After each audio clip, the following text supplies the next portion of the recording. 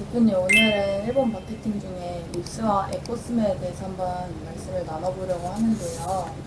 먼저 한국 기업들이 어디에 투자해야 좀 좋을까요? 일단 일본의 뷰티 관련돼서 홍보할 수 있는 가장 큰 채널 중에 하나가 인스타인데요. 그 외에 이제 대표적인 채널 두 개를 뽑으면 이 립스하고 에코스메를 뽑는 경우가 많습니다. 그럼 립스하고 에코스메는 좀 가장 일본스러운 뷰티 채널이라고 보시면 되고, 특히 에코스메 같은 경우에는 1600만 명 회원을 갖고 있고 립스는 1100만 명 정도 회원이라고 하지만, 최근에는 어플 다운로드 1위가 립스라고 합니다. 그래서 어디가 좋다라고 정확하게 얘기할 수는 없지만, 근데 최근에 대세는 립스가 조금 더 많이 하는 것 같습니다. 특히 이제 립스나 에코스메의 소비자층이 조금 다른데요. 립스 같은 경우에는 10대에서 20대가 많고, 에코스메는 20대에서 40대, 50대 약간 폭 넓게 사람들이 이용을 하고 있으니까 팔려고 하는 상품의 타겟층에 따라서 활용하시면 좋습니다. 근데 두 개 다 쓰시는 게 제일 좋겠죠?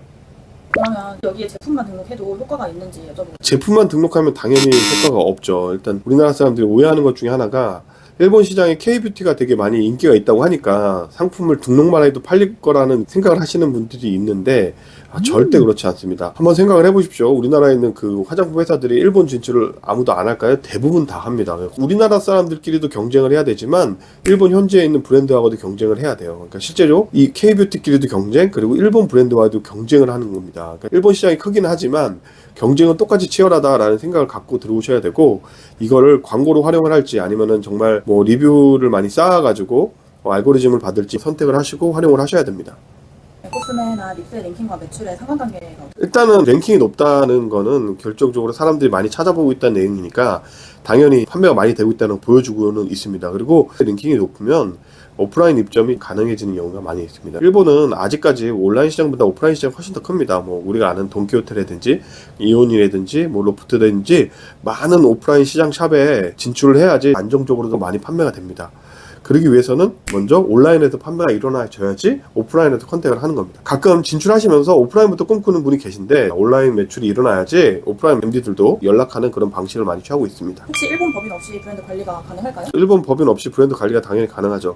사실 지금 일본 법인이 작년 10월을 중심으로 설립 자체가 더 어려워졌기 때문에 일본 법인을 설립을 해서 진출하겠다는 거는 최근에 좀 불가능한 얘기인 것 같습니다. 물론 이제 자본이 충분히 되시고 1년에 몇 억 정도를 투자할 수 있다, 그리고 일본에 있는 직원들도 고용할 수 있다, 능력이 된다면 법인을 설립하는 거에 대해서는 당연히 추천드리지만, 그렇지 않은 경우도 많고, 그리고 진출했을 때 좀 어려움이 있기 때문에, 특히 요즘에는 일본에도 한국 K뷰티에 대한 역직구가 되게 많기 때문에 이 규제 자체를 조금 더 까다롭게 보는 경우가 있어요. 특히 CS는 반품절이 등의 문제가 많이 발생해서 일본에 있는 거래처 대행사를 통해서 하시는 것을 추천드립니다. 립스나 에코스메에서 유료 광고 상품을 꼭 써야 하나요? 유료 광고 상품을 써도 되는데 비용이 비싸기 때문에 효율적으로 하기 위해서는 외부적인 광고를 활용하시는 걸 더 추천드리고요. 많이 비싸고 일본 법인만이 가능한 것들도 있습니다. 실례로 에코스메 립스에 있는 그 공식적인 광고는 잘 활용을 안 하시는 것 같아요.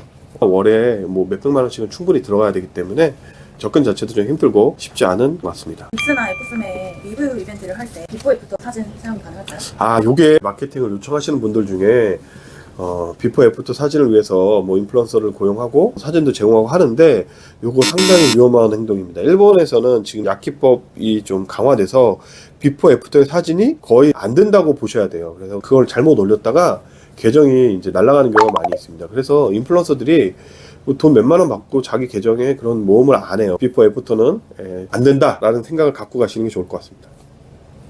사진을 올릴 때 한국적인 감성 이미지가 좋을까요? 일본적인 정보성 사진? 일본 사람들은 우리나라 사람들은 훨씬 더 신중하신 분들입니다. 그래서 구매를 하실 때 한 번에 충동적으로 구매하는 것보다 여러 번을 많이 찾아보는 게 있거든요. 그래서 리뷰는 기본적으로 있어야 되고, 리뷰뿐만이 아니고 이제 우리가 말하는 시딩이라고 하죠. 인스타나 립스나 아메바에 여러 가지 정보성을 많이 찾아보는 게 일본 사람들입니다.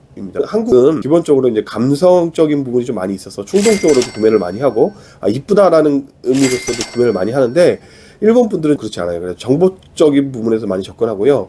화장품도 성분 위주로 접근을 하는 편입니다. 그래서 예쁘다라는 표현보다는 보습 지속이 24시간이 된다, 아니면은 어떤 기능이 효과가 있다, 이런 것들이 더 먹힌다고 보시면 되고, 그래서 성분을 중심으로 강조하는 게 일본의 마케팅의 추세입니다.